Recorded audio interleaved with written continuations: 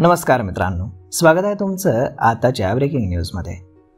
मित्रांनो, राज्यामध्ये विविध विभागांमध्ये भरती प्रक्रिया सध्या राबवली जाते। या पदभरतीसाठी घेण्यात येणाऱ्या प्रत्येक परीक्षेसाठी विद्यार्थ्याकडून 1000 रुपये शुल्क आकारले जाते। एका विद्यार्थ्याला एकापेक्षा जास्त विभागामध्ये परीक्षेसाठी अर्ज जर करायचा असेल तर त्याच्या मोठ्या प्रमाणामध्ये आर्थिक बोजा त्याच्यावर पडतो।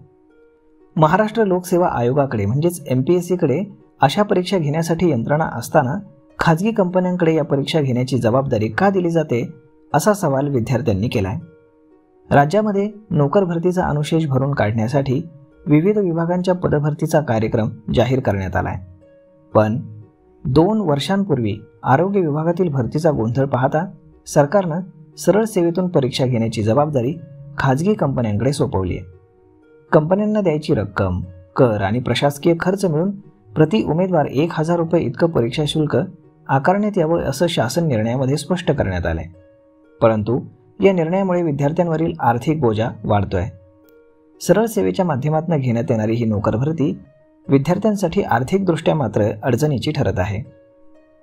महाराष्ट्र लोकसेवा आयोग जेव्हा परीक्षा घेते तेव्हा त्याचा दर हा 350 रुपयांच्या आसपास असतो। यामध्ये MPSC कडून प्रश्नपत्रिका, विद्यार्थी आजारी पडल्यास प्रथमोपचार आणि इतर सुविधा पुरवल्या जातात। मात्र या परीक्षा घेण्याची जबाबदारी खाजगी कंपन्यांकडे सोपवण्यात आल्यामुळे बेरोजगार तरुणांची चिंता वाढली आहे। MPSC मार्फत परीक्षा घेण्यात आल्यास 350 रुपयांमध्ये सर्व प्रकारच्या सुविधा मिळू शकल्या असत्या। परीक्षा केंद्रही जवळच मिळू शकतं आणि ही यंत्रणा जिल्हाधिकाऱ्यांच्या नियंत्रणाखाली असते। जबाबदारी ही जिल्हाधिकाऱ्यांची असते, परंतु खाजगी कंपन्यांचं हित साधण्यासाठी सरकारने जबाबदारी झटकली आहे असा आरोप विद्यार्थी करतायत। टेंडरमध्ये कमिशन, शुल्कामध्ये वाटा आणि नंतर घोटाळे हे तर वेगळेच। तिथे तर जागा वाटून दिल्या जातात, हीच सत्य परिस्थिती आहे।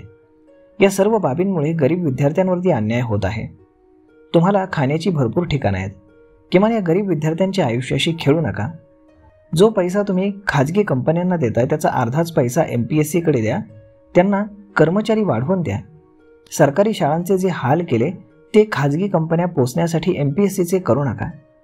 शक्य तितक्या लवकर परीक्षा आयोगाकडे सोपवा, अशी मागणी स्पर्धा परीक्षा समन्वयक समितीने केलेली आहे। तर मग पाहूयात की आता सरकार यावरती काय निर्णय घेणार ते। तर मग मित्रांनो, हा व्हिडिओ, ही माहिती तुम्हाला कशी वाटली हे तुम्ही आम्हाला कमेंट करून नक्कीच सांगा, आणि जर आवडली असेल तर आपल्या जवळच्या मित्रमंडळींसोबत देखील हा व्हिडिओ तुम्ही शेअर करायला विसरू नका। धन्यवाद।